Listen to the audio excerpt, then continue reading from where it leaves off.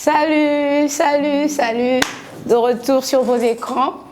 Alors, après 6 mois d'absence, elle réapparaît encore. D'abord, avant d'aller plus loin, j'aimerais me présenter toutes mes excuses. Je suis sincèrement désolée pour tout ce silence et pour cette disparition brusque où on est parti sans signaler.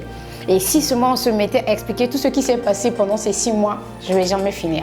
Alors le mieux à faire, c'est de passer sur le vif du sujet.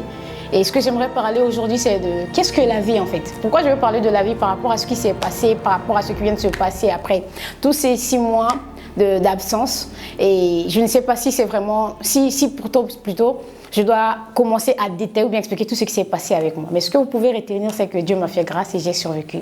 Je suis encore là, comptée parmi les vivantes. J'ai encore cette grâce-là et je suis encore en vie. Voilà pourquoi j'aimerais parler de la vie. Alors, qu'est-ce que la vie ? Vous savez, la vie, chacun de nous définit la vie à sa façon. Chacun de nous a la façon de voir ce que c'est que la vie. Mais ce que j'ai compris, c'est que la vie, c'est une école. C'est un enseignement et on est né pour apprendre. Et la vie, elle se vit d'essais et d'erreurs.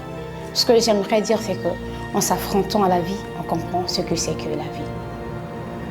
Ça nous arrive souvent, la vie nous présente des options deux fois on n'arrive pas à maîtriser, indépendamment de nos volontés.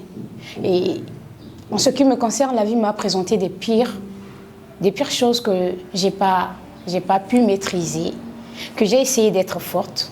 J'ai fait l'effort d'être forte jusqu'au point où je ne savais pas ce que c'est que être forte. Mais la conclusion de toutes ces choses est que je suis passée par des moments difficiles, mais je n'ai pas abandonné. Je suis passée par des difficultés, je n'ai pas abandonné. Parce que j'ai compris que ma vie ne se résume pas sur les problèmes, mais plutôt les problèmes que je traverse construisent ma vie.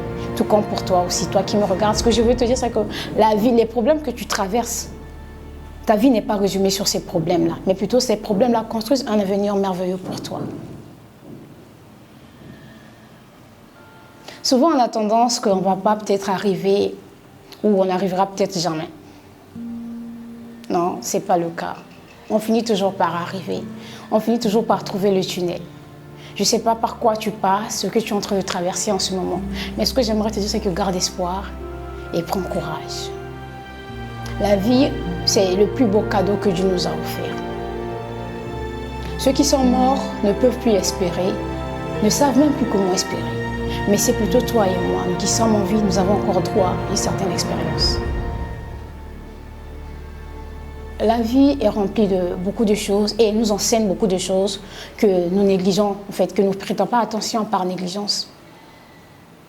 Pour toi, je ne sais pas ce que tu vis ou bien quels sont les problèmes que tu as traversés, mais tu te dis peut-être que tu n'as rien ou comment. Mais laisse-moi te dire, ce que tu as vaut plus que ce que tu n'as pas et ce que tu n'auras jamais. C'est la vie. La vie, c'est un cadeau que Dieu nous a offert. Tu vas peut-être comprendre ou bien tu connaîtras l'importance de la vie le jour où tu vas essayer de perdre cette vie-là. J'ai compris la valeur des pieds le jour où je me suis retrouvée sur le fauteuil roulant.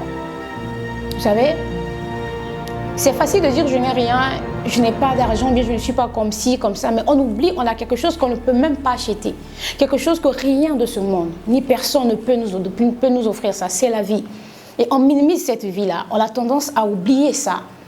On se focalise sur le matériel, on se focalise sur des choses qui sont éphémères. Et on oublie l'essentiel même qui est la vie. Attends, si cette vie que tu négliges, je te dis que tu n'as rien, si tu n'avais pas ce souffle de vie, es-tu sûr que tu devais réfléchir ou avoir des projets sur des choses que tu veux avoir? Ne te dis pas que tu n'as rien, tu as la vie. Et ne perds pas ta vie. Vis-la avant qu'elle ne soit plus là. Profite bien de ta vie. Vis à fond. Ne laisse rien ni personne t'écarter de ta voie.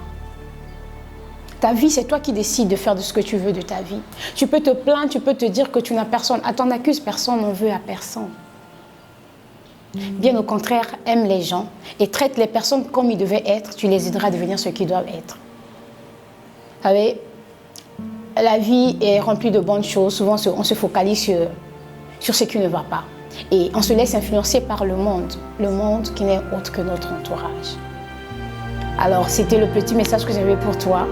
Je voulais juste te rappeler ça. la vie que tu as est plus importante que ce que tu n'as pas, ce que tu vas avoir là. Ça peut peut-être ne pas arriver, mais cette vie tu as, c'est ce que tu as de gratuit. C'était bien votre amie, votre sœur, votre fille, Maud Ingrid Héroïne. Et bien de choses à vous. À la prochaine. Bisous.